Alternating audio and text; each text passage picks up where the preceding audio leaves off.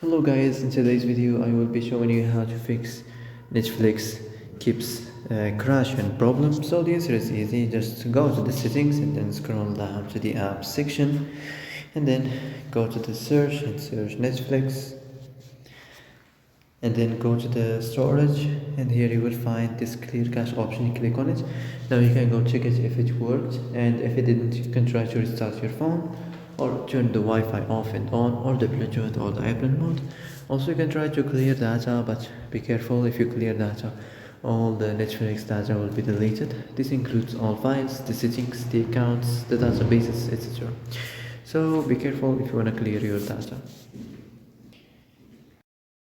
So that's it for today's video. I hope this is the answer you've been looking for. And if you like this video, don't forget to like and subscribe, and see you in the next video.